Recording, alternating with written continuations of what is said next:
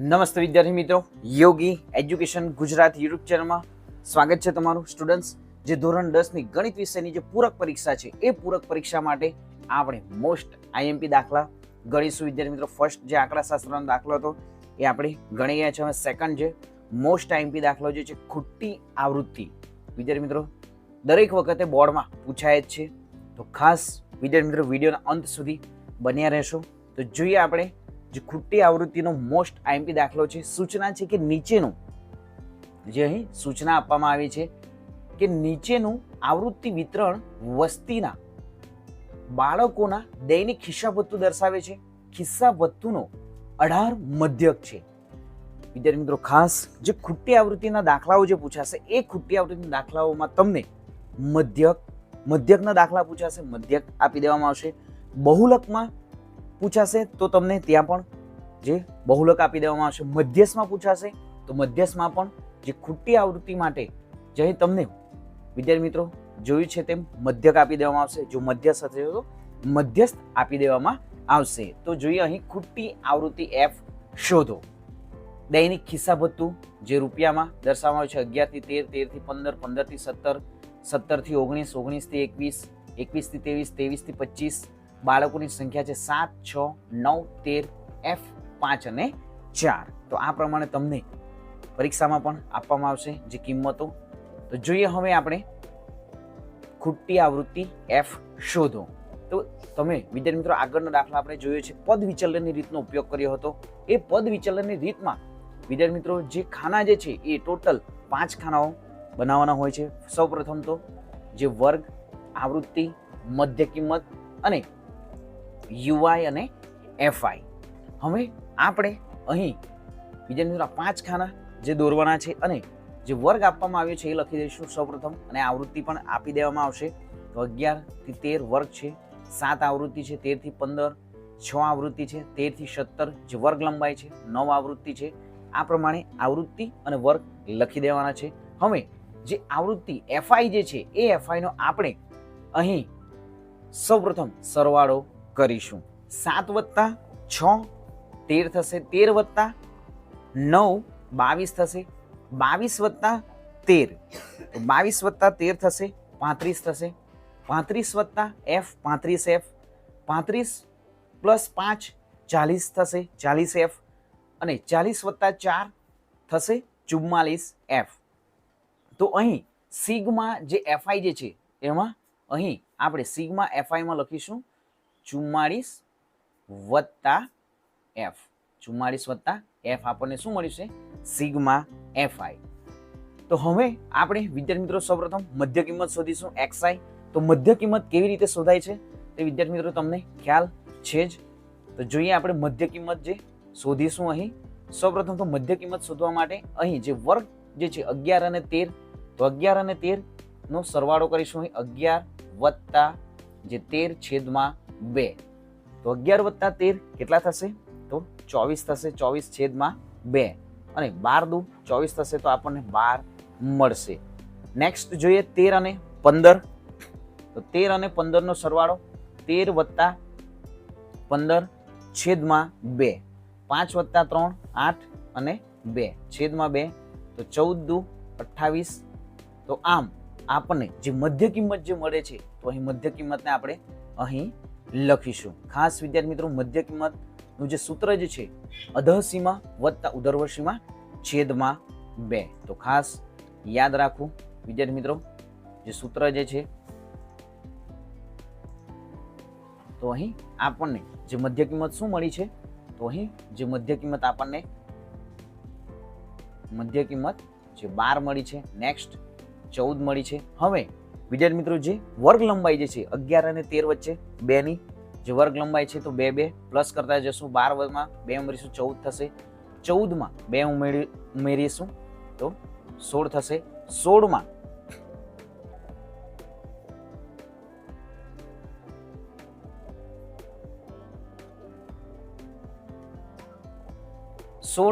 2 ઉમેરીશું તો 18 થશે, 18 માં 2 ઉમેરીશું તો 20 થશે, 20 માં 2 ઉમેરીશું તો 22 થશે, 22 માં 2 ઉમેરીશું તો 24 થશે. તો આ પ્રમાણે મધ્ય કિંમત શોધીશું. હવે આપણે વિદ્યાર્થી મિત્રો અહીં યુઆઈ શોધવાનું છે. તો યુઆઈમાં એક્સઆઈ આપણને મળી ગયું છે એ. તો આપણે જે આગળના દાખલામાં ગણી ગયા છે તેમ જે વચ્ચેની સંખ્યા હતી તેમાં આપણે એ ધારતા હતા, પરંતુ જ્યારે ખોટી આવૃત્તિના દાખલાઓ જે આવે છે ત્યારે આપણે વિદ્યાર્થી મિત્રો જે એફ જે છે, એફ વાળી જે લાઈનમાં જે છે ત્યાંની જે મધ્ય કિંમત જે છે એ મધ્ય કિંમતને જ આપણે શું લખીશું અહીં એ ધારીશું. તો હવે જે એ ધાર્યો છે ત્યાં 0 લખીશું. જે ઉપરના -1, -2, -3, -4, નેક્સ્ટ 0 ની નીચે 1 અને 2. તો આ પ્રમાણે આપણે યુઆઈ વિદ્યાર્થી મિત્રો શોધ્યું છે. યુઆઈ કેવી રીતે શોધવાનું છે એ આપણે વિદ્યાર્થી મિત્રો પ્રથમ દાખલામાં જોઈ ગયા છે. તો ખાસ બાળકો એ જોઈ લેવું તમારે. હવે આપણે એફઆઈ યુઆઈ શોધીશું. તો જે એફઆઈ યુઆઈ જે છે અહીંયા આપણને એફઆઈ મળ્યું છે, યુઆઈ પણ આપણે શોધ્યું છે. તો હવે શું કરીશું આપણે યુઆઈ શોધવા માટે? અહીં એફઆઈ યુઆઈ તો 7 ગુણ્યા -4 તો શું થશે અહીં -28. નેક્સ્ટ જોઈએ 6 ગુણ્યા -3 તો 6 તરી 18. નેક્સ્ટ જોઈએ હવે 9 દુ પણ 18 જ થશે અને 13 એકુ 13, 13 ગુણ્યા -1 -13 થશે. f ગુણ્યા 0 તો 0 જ થશે. 5 એકુ 5 થશે અને 4 દુ 8. હવે જે ઋણ સંખ્યાઓનો આપણે બધી જ સંખ્યાઓનો આપણે સરવાળો કરીશું. તો અહીં જે 28 -18 તો શું થશે? -28 -18 તો 46 થશે. 46 પ્લસ 18 કરીશું, અહીં સરવાળો કરીશું તો થશે 64. 64 -64 થશે. -64 માઇનસ -13 તો જે સરવાળો જે છે એ શું થશે? 77 થશે. તો અહીં જે ઋણ સંખ્યાનો જે સરવાળો જે છે એ વિદ્યાર્થી મિત્રો શું થશે? અહીં જે ઋણ સંખ્યાનો જે સરવાળો જે છે એ આપણને ઋણ જે 77 મળશે. હવે 8 વત્તા 5 તો 8 અને 5 13 થશે. તો અહીં ઋણ 77 પ્લસ 13 તો આપણને શું મળશે? અહીં જે જવાબ જે છે એ મોટી સંખ્યાની નિશાની અને ઋણ 64 મળશે. એટલે કે જે એફઆઈ યુઆઈ જે છે મોટી સંખ્યાની નિશાની તો આપણને અહીં શું મળશે? ઋણ 64 એ સિગ્મા એફઆઈ યુઆઈ મળશે. અહીં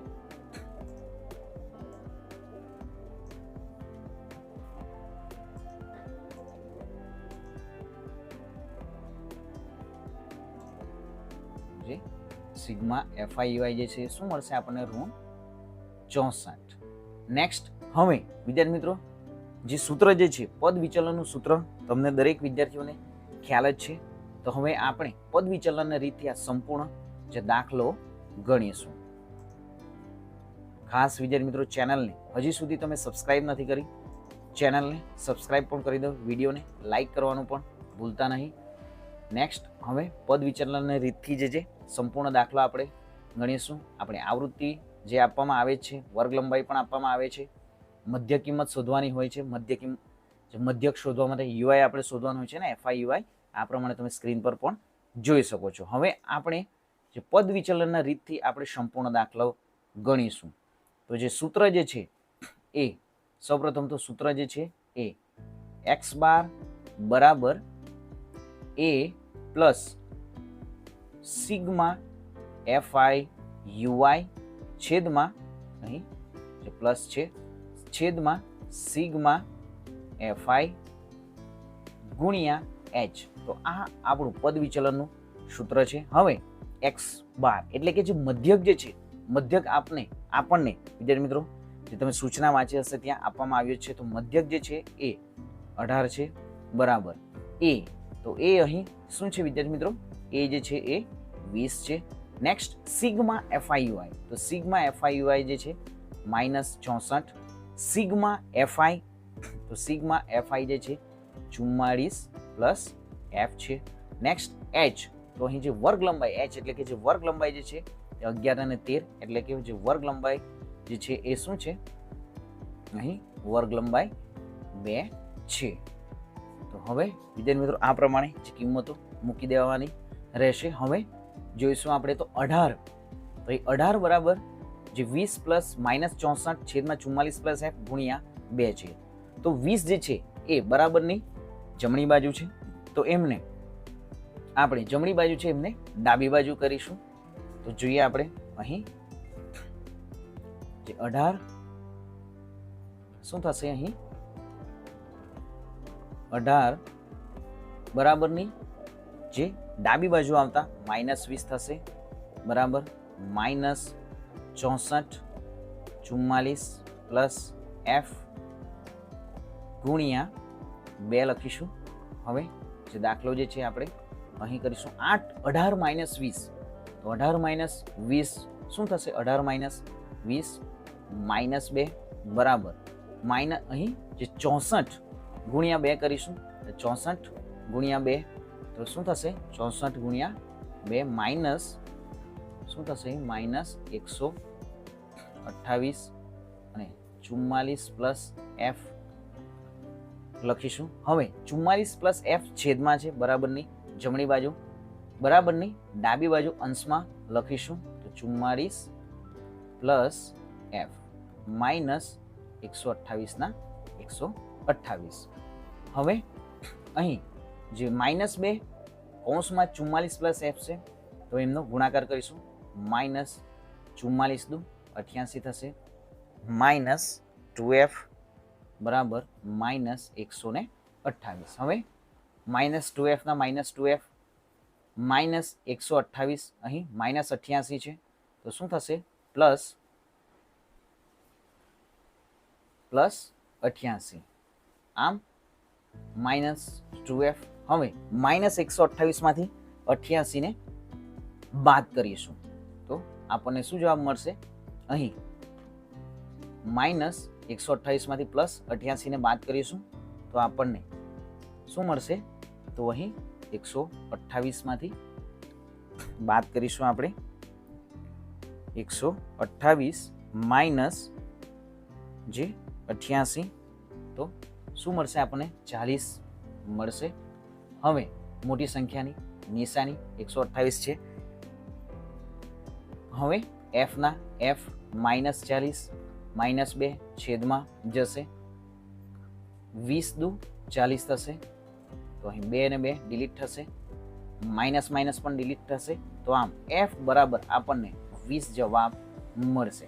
તો વિદ્યાર્થી મિત્રો આ જે છે સ્ક્રીનશોટ પણ તમે લઈ શકો છો. મોસ્ટ ટાઈમથી દાખલો છે વિદ્યાર્થી મિત્રો, પરીક્ષામાં પૂછાશે જ, જે તમારી પૂરક પરીક્ષા માટે પણ આ મોસ્ટ ટાઈમ બી છે.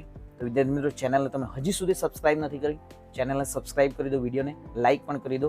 આ પ્રમાણે જ જે નેક્સ્ટ દાખલાઓ પણ વિદ્યાર્થી મિત્રો આવતા રહેશે, જે પરીક્ષામાં પૂછાનાર છે. તો મળીશું હવે નેક્સ્ટ વિડીયોમાં નવી જ્ઞાન, નવી માહિતી સાથે. જય હિન્દ બાળકો, વંદે માતરમ.